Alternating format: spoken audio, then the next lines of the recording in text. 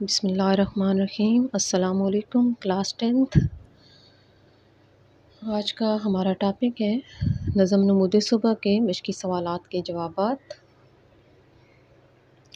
نظم نمود صبح میں سب سے پہلا سوال ہے، مسدس نظم میں کل کتنے مصرعے اور اشعار ہوتے ہیں؟ مسدس نظم میں کل 6 مصرعے ہوتے ہیں، 3 اشعار ہوتے ہیں۔ پہلے 4 مصرعے ہم قافیہ ہم ردیف ہوتے ہیں۔ ہم قافیہ یعنی ردیف سے پہلے آنے والے الفاظ جو ہیں وہ ہم وزن بھی ہوتے ہیں، ہم آواز بھی ہوتے ہیں، اور ردیف یعنی قافیہ کے بعد جو الفاظ بار بار جوں کہ توں دہرائے جاتے ہیں۔ تو مسدس کے پہلے 4 مصرعے جو ہوتے ہیں ہم قافیہ ہوتے ہیں، ہم ردیف ہوتے ہیں، جبکہ اگلے 2 مصرعے الگ الگ قافیہ اور ردیف رکھتے ہیں۔ سوال نمبر 2 ہے، میر انیس کی وجہ شہرت کس صنف ادب میں ہے؟ میر انیس کی وجہ شہرت مرثیہ نگاری کی وجہ سے ہے۔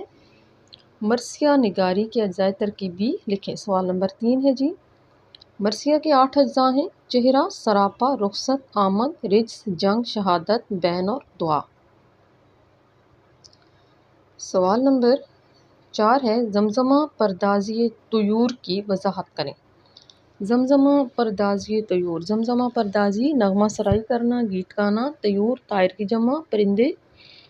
زمزمہ پردازی طیور سے مراد پرندوں کا خوبصورت دھیمے سروں میں چہچہانا، گانا اور نغمہ سرائی کرنا ہے۔ اصطلاح میں سے پرندوں کی خوشالحانی اور سریلی آوازوں کو بیان کرنا ہے۔ سوال نمبر 5 ہے، شبنم کے قطروں کو کس سے تشبیہ دی گئی ہے؟ شبنم کے قطروں کو شفاف اور چمکدار موتیوں سے تشبیہ دی گئی ہے۔ سوال نمبر 6 ہے، دامانِ کوہسار کس سے بھرا ہوا تھا؟ کوثار یعنی پہاڑ، پہاڑوں کا دامن۔ دامنِ کوثار پھولوں سے بھرا تھا اور اللہ تعالیٰ کی قدرت کو ظاہر کر رہا تھا۔ سوال نمبر 7، ہر زبان پر کس کا ذکر تھا؟ ہر زبان پر صرف اللہ تعالیٰ کی عظمت و قدرت کا ذکر تھا۔ زمین پر انسان اور آسمان پر فرشتے اس کام میں مصروف تھے۔ اس کے بعد ہے جی سوال نمبر 2، کثیر الانتخابی سوالات، درست جوابات کی نشاندہی کریں۔ ہر اصطلاح کے ساتھ 4 ممکنہ جوابات دیے گئے، ان میں سے ایک جواب درست ہے، اس کی نشاندہی کرنی ہے۔ نظم نمود صبح کے شاعر ہیں میر انیس۔ نمود صبح مرثیے کے کس جز یا رکن میں شامل ہے؟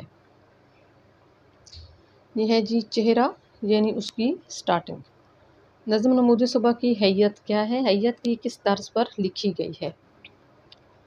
کس طرح سے یہ لکھی گئی ہے؟ حیت ہے جس کے مسدس کے 6 مصروں پر مشتمل ہے، 3 اشعار پر مشتمل ہے۔ اذان صبح اور مطلع انوار کا ذکر بند میں موجود ہے۔ اذان صبح اور مطلع انوار کا ذکر جس بند میں موجود ہے وہ پہلا بند ہے، پہلے بند میں ہے۔ میر انیس نے فلک کو تشبیہ دی ہے، یعنی آسمان کو کس چیز جیسا قرار دیا ہے؟ اس نے کہا ہے کہ آسمان خیمے جیسا ہے، گلشن جیسا ہے۔ دال ہے جی جواب اس کا، گلشن سے یعنی باغ سے۔ آسمان پر یاد خدا میں مصروف تھے۔ آسمان پر یاد خدا میں مصروف تھے جی ملک یعنی فرشتے۔ جہاں پر جو جواب دیا گیا وہ الف ہے، یعنی پرندے۔ پرندوں کا ذکر جو ہے وہ نہیں کیا گیا جہاں پر۔ یہ بچوں یہاں دیکھیں ہمارے پاس بند ہے، بند نمبر 4، اس میں لکھا انسان زمین پہ محو، ملک آسمان پر۔ ملک مطلب ہے فرشتے، تو آسمان پر جو محو تھے وہ فرشتے تھے۔ ہمارے پاس جو آپشن میں دیا گیا ہے وہ طیور ہے، جہاں پر طیور کے لیے لکھا گیا ہے یاد خدا میں زمزمہ پردازی طیور یعنی پرندے، لیکن اس بند کے مطابق انسان زمین پر جاری تھا ذکر قدرت حق ہر زبان پر، ملک آسمان پر یاد خدا میں مصروف تھے، یعنی فرشتے آسمان پر یاد خدا میں مصروف تھے۔